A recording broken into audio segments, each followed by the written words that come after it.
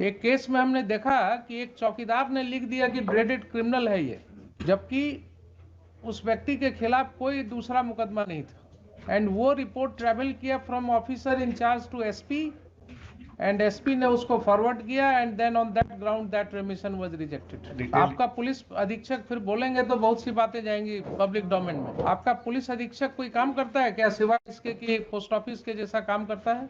24 साल से ये व्यक्ति जेल में है। आपके एसएसपी को क्या इंफॉर्मेशन है कि ये 24 साल के बाद जेल से निकल करके फिर से क्राइम में इन्वॉल्व हो सकते हैं? लिख दिया। ये तो किसी भी व्यक्ति के बारे में वैसे ही भी बोला जा सकता है। तो आप जितनी आसानी से क्रिमिनल समझ लेते हैं लोगों को, ऑफिसर सुने होंगे, नहीं नहीं समझ सकते हैं। आपको बहुत सी बातें जो हैं वो डिफिकल्टी हो रही है मुझे भी बोलने में ऑन कैमरा। तो 24 साल के बाद तो वैसे ही इसकी जिंदगी खत्म हो गई है, बचा क्या? ये सब कहने की बात हो रही है, ह्यूमन राइट्स और बेसिक ह्यूमन राइट्स और सारा कुछ। ये सब जो ऊपर वाले लोग हैं ना, इन्हीं के लिए, हम ही लोगों के लिए है ये सब राइट्स। जो दबा कुचला हुआ व्यक्ति है उसके ह्यूमन राइट्स की परवाह जो है बहुत मुश्किल हो रही है। सुनिए, जेल प्रीमाइसेस आपने नहीं विजिट किया है ना? We are visiting the jail premises on spot. जब जाइएगा, जाइए जरा घूम करके देखिए कभी क्या स्थिति में लोग रह रहे हैं, क्या इनह्यूमन कंडीशन है। Without any sanction of law, it is in violation of law. और वो जब व्यक्ति वापस लौटेगा उसको सोसाइटी में एसिमिलेट करना मुश्किल होगा, उसको सोसाइटी में बैठने की जगह मिलनी मुश्किल होगी। इसलिए अपने ऑफिसर्स को कहिए थोड़ा कानून के ऊपर जो है अपने आप को। इस तरह का अनमाइंडफुल लेटर जाएगा और उस पर रेमिशन बोर्ड के कितने सदस्य होते हैं उसमें? उसमें है जो 6 सदस्य हैं। 6 सदस्य हैं। होम सेक्रेटरी हैं, लॉ ये सारे सेक्रेटरी होम हैं, secretary and district other session सदस्य जज जो पटना हैं, इनको अपनी दिमाग लगाने की जरूरत नहीं है क्या? एक बार पढ़ लिए होते 10 मिनट ठहर करके ये आदमी रिलीज हो गया होता। विदाउट रेमिशन हुजूर 24 साल हो चुका है इनका। विदाउट रेमिशन 24 साल जी। और विथ अब रेमिशन विथ रिमिशन हुजूर 30 साल हो गया है 30 इयर्स जी। और इनको रिलीज नहीं किया जा रहा है हुजूर, इनका रिजेक्ट कर दिया गया है हुजूर। अच्छा, इनका किस में, कौन से सेक्शन में है कन्विक्शन? कन्विक्शन है हुजूर 302 में। 302 जी। आइए जरा कौन से ग्राउंड पर इनका रिजेक्ट कर रहे हैं? वो ऑर्डर तो हमको हुजूर चूंकि जेल में कम्युनिकेट नहीं हुआ इसलिए ऑर्डर हम लगाए नहीं है हुजूर। इनको एक ऑर्डर काउंटर में कुछ लाए हैं? जी, काउंटर में इन्होंने दिया है शर्मा जी ने? ये काउंटर तो आया है। काउंटर में कुछ दिया है इन्होंने? तो इसमें जो अभी जो हम दिए हैं, हाँ उसमें जो अभिव्यक्ति में लिखा हुआ है, हाँ। याचिकाकर्ता टुल्लू सिंह उर्फ आशुतोष प्रसाद सिंह, पेशस रामलगन सिंह, पहला ही हजूर। ये सीरियल नंबर हम लोग के लिस्ट के अनुसार ही है। हाँ ये 33 सीरियल है हजूर। 1 पर जो है वो 33 है हजूर। हाँ अभियुक्ति हजूर। हाँ 9/3/2022 को आयोजित राज्य दंडादेश परिहार परिषद की बैठक में पुलिस अधीक्षक के प्रतिकूल प्रतिवेदन के कारण असमय कारा मुक्ति का प्रस्ताव ये कोई अस्वीकृत। रीजन है शर्मा जी? ये हजूर लेटेस्ट। ऐसे कहीं रीजन दिया जाता है? जी हजूर। क्या जानेगा कि पुलिस अधीक्षक का क्या प्रतिकूल आवेदन हुआ, क्या कंसिडरेशन है आपका? हजूर काउंटर देख लेते हैं डिटेल। आपका पुलिस अधीक्षक फिर बोलेंगे तो बहुत सी बातें जाएंगी पब्लिक डोमेन में। आपका पुलिस अधीक्षक कोई काम करता है क्या सिवाय इसके कि पोस्ट ऑफिस के जैसा काम करता है? एक केस में हमने देखा कि एक चौकीदार ने लिख दिया कि ड्रेडेड क्रिमिनल है ये, यही रेमिशन वाले मैटर में चौकीदार ने लिखा कि he was a dreaded criminal, जबकि उस व्यक्ति के खिलाफ कोई दूसरा मुकदमा नहीं था। एंड वो रिपोर्ट ट्रेवल किया from officer in charge to SP, and SP ने उसको फॉरवर्ड किया, and then on that ground that remission was rejected. इसमें केवल हुजूर काउंटर जो दिए हैं उसमें हुजूर केवल 2002 का सर्कुलर लगा के और दे दिए हैं कि 2002। आपके पुलिस अधीक्षक के प्रतिवेदन की अब सैंक्टिटी नहीं रह गई है शर्मा जी। जी किसी को टाइम नहीं है अपना दिमाग लगाने का। ये तो ऐसे ही सेटिस्फाइड होने लायक है ये ऑर्डर। क्या है, व्हाट इज दैट? पुलिस अधीक्षक का प्रतिवेदन कुछ नहीं लिखा, कोई प्रतिकूल कुछ लिख दिया बिना उसको देखे हुए आपने उसको रिजेक्ट कर दिया। केवल पुलिस। क्या नाम है इसका?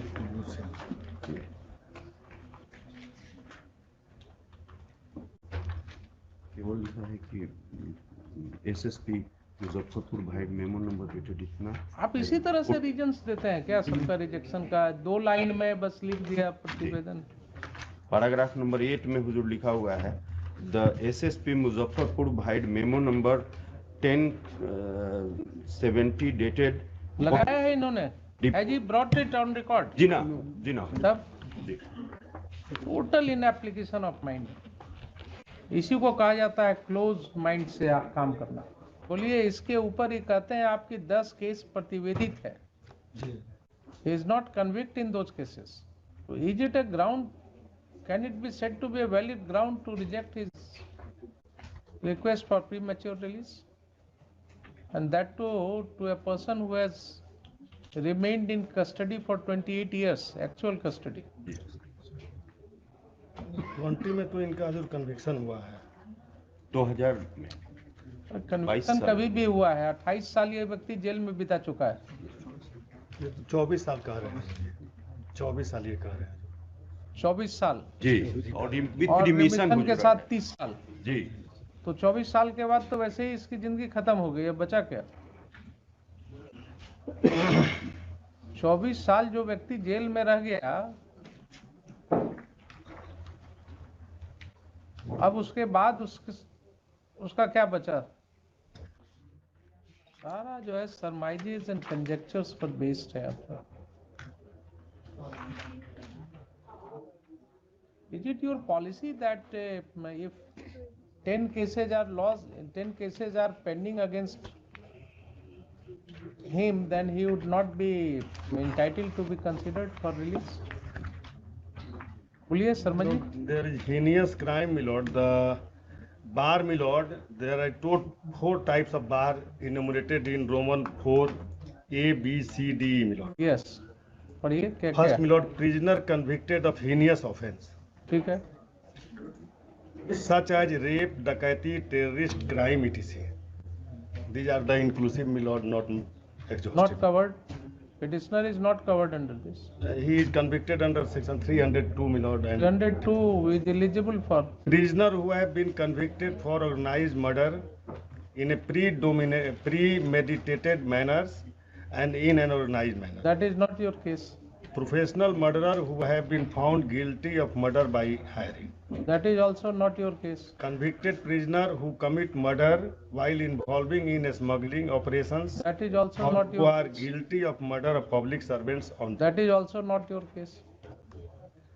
एक So बात his case was not covered under the exceptions.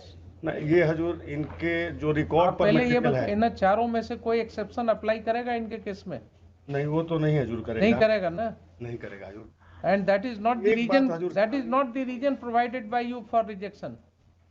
The reason is the report of Lord, SSP. apart these bar, my lord, apart from these, my lord, the report of the presiding judge, which is the statutory requirement, my lord, Mr. Sharma, please confine your argument to the extent my lord. of your grounds taken in the rejection order. You cannot supplement the grounds now. My lord. The ground stated by the remission board is only one, the report of the SSP. My lord. You cannot be allowed to add grounds to that.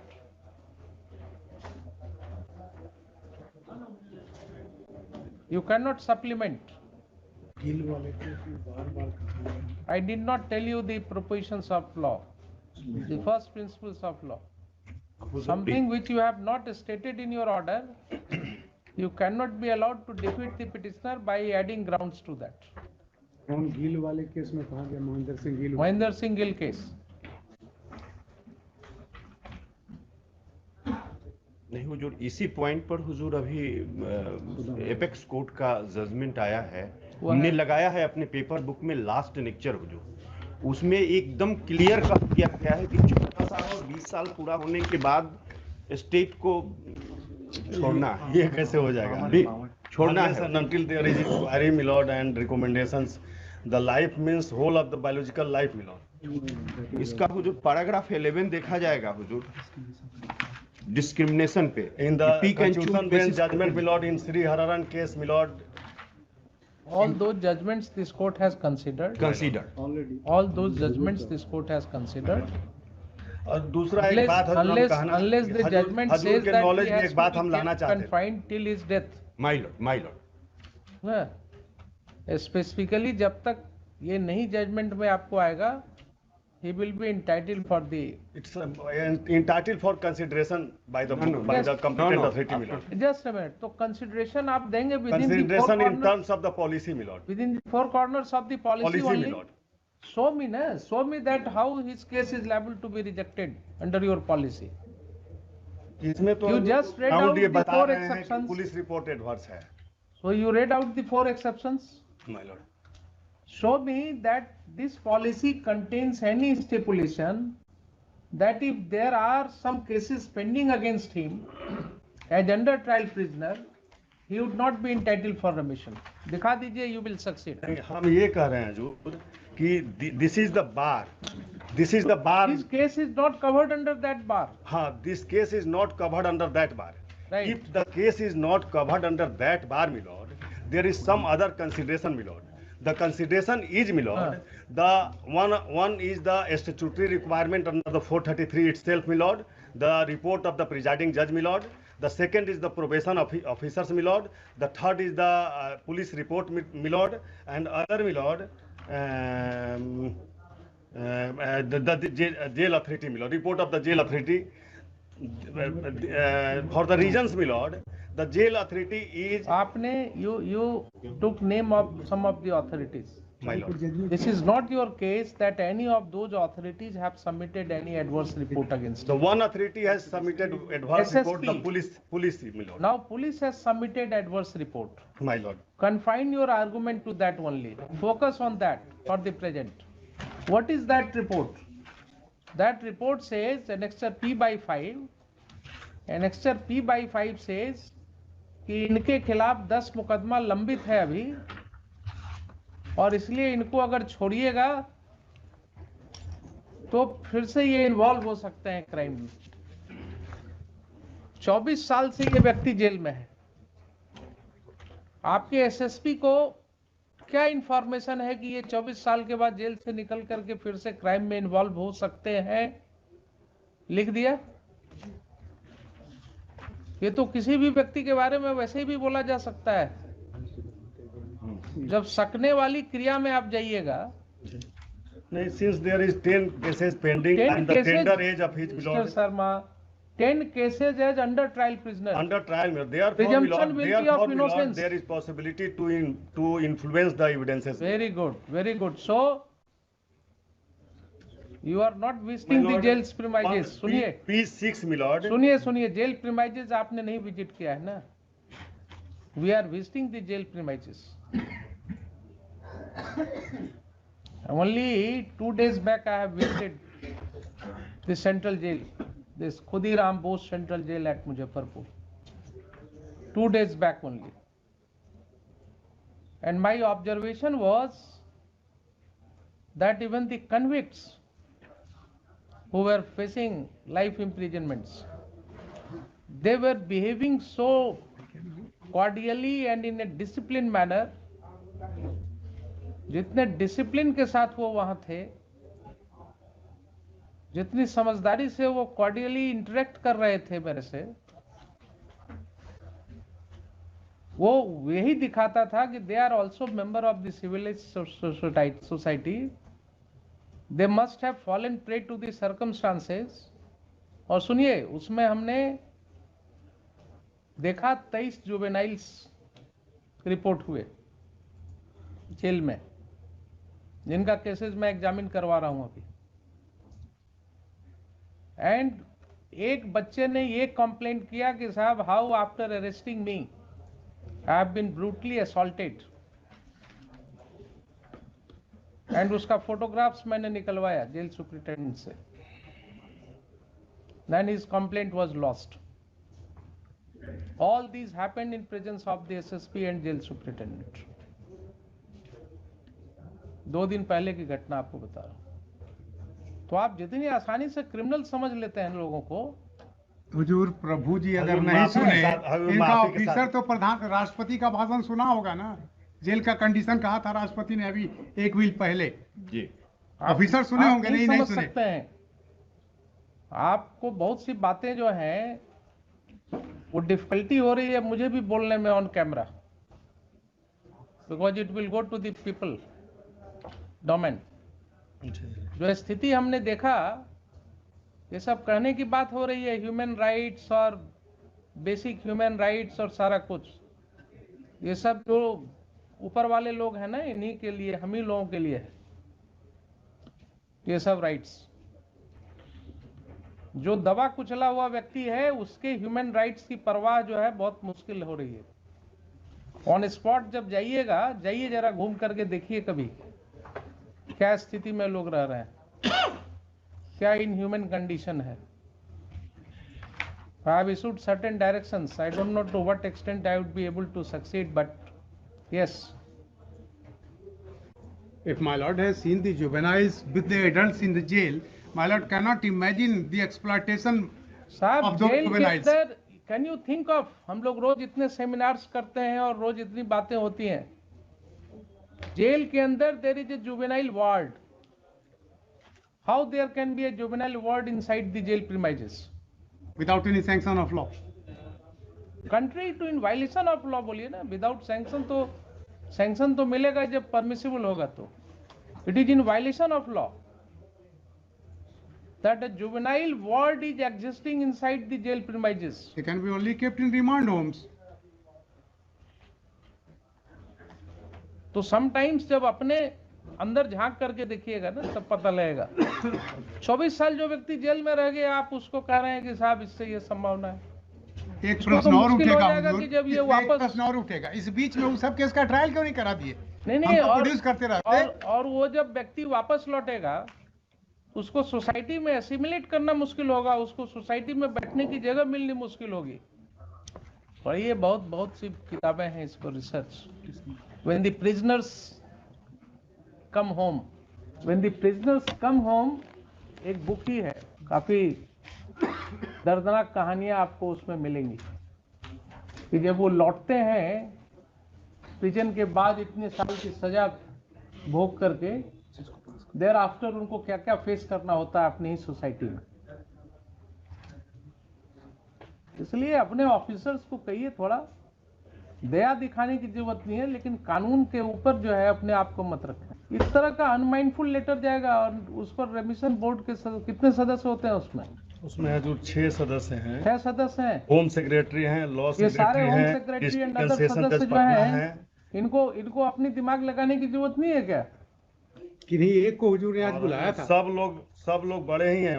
मतलब ये home secretary हैं, law secretary हैं, district and session जज पटना हैं, सब दस्तखती करने वाले हैं, हैं, आईजी प्रिजन हैं, और सबको अपने परवाह है, सब बड़े लोग हैं, बड़े लोग हैं, दस्तखत करने की जरूरत है सिर्फ। अदरवाइज अगर इतना माइंड लगा लिए होते इसमें और एक बार पढ़ लिए होते 10 मिनट ठहर करके, तो ये आदमी रिलीज हो गया होता।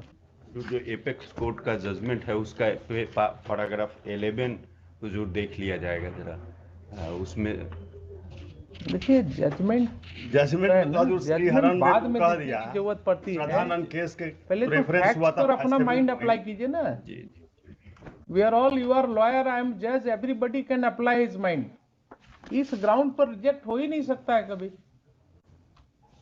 और दूसरा बात, हम हजूर एक बात ओवरऑल कह रहे हैं हजूर कि आजकल कोई भी पिटीशन में सब्जेक्ट टू सम एक्सेप्शन इतना पिटीशन है, किसी में न तो ट्रायल कोर्ट का जजमेंट लगाते हैं लोग, न तो अपीलेट कोर्ट का लगाते हैं। कुछ पता ही नहीं चलता है कि एलिगेशन क्या है, मैनर ऑफ क्राइम क्या है, ट्रायल माइनर ऑफ इस क्राइम साल क्या पुराना है। हुआ, जेल में जो आदमी रह रहा है उसके परिवार को पता तक नहीं रहता है कि हजूर, जजमेंट लेकिन कहाँ रिविजन है। के केस में हजूर हम पहले मैंने हर एक जेल पिटीशन में में देखा, सुनिए, हजूर जजमेंट लगाया जाता था, unless and until there is judgment milord, the minor of crime milord आप एंड इनकी माइनर ऑफ। बात नहीं सुन रहे हैं। जी हजूर, आप बोल रहे हैं, बहुत अच्छा लग रहा है, जी हजूर, लेकिन मेरा अनुभव जो है वो इनको सपोर्ट कर रहा है। हजूर एक हम आपको अपना जेल अनुभव में, बताएं हजूर। मुझे जेल में ऐसी औरतें मिली, जी हजूर, महिलाएं मिली, जी हजूर, जिन्होंने रोते हुए कहा कि साहब मेरे घर से कोई देखने अब हमको नहीं आता है, हमको कोई मिलने नहीं आता है, और हमको भी मालूम नहीं है कि हमारा केस क्या है, कहाँ है, किस हालत में। हुजूर के यहाँ एक लेकिन वो petitioner भी है, हजूर हुजूर भूटन वकील पासवान साहब के पास आई तो कोई ना आइए कोई तो पूछता पैरवीकार तो नहीं। होगा ना हजूर। आप हुजूर नहीं प्रभु समझ जी के लिए पाइए। मुझे सम्मान है, रिमिशन बोर्ड में अगर जजमेंट नहीं रहता है कन्विक्शन का, तो ये दफा कैसे लिख देते हैं कि 376 में है, 302 में है। वो भी हजूर जेल अथॉरिटी के पास सिर्फ हजूर कुछ नहीं है। सरकारी आपका रिपोर्ट जाता है सुनिए, जिसमें कि शर्मा दफा जी, रहता है और सब मुतबदल रिमिशन संकेत बोर्ड रहता के है। सामने क्या जाता है? Your clerks जाएगा ना and your judgment? clerks and kirani jar, your clerks and kirani jar recording all these things, and your babus are just putting their signature. लिखे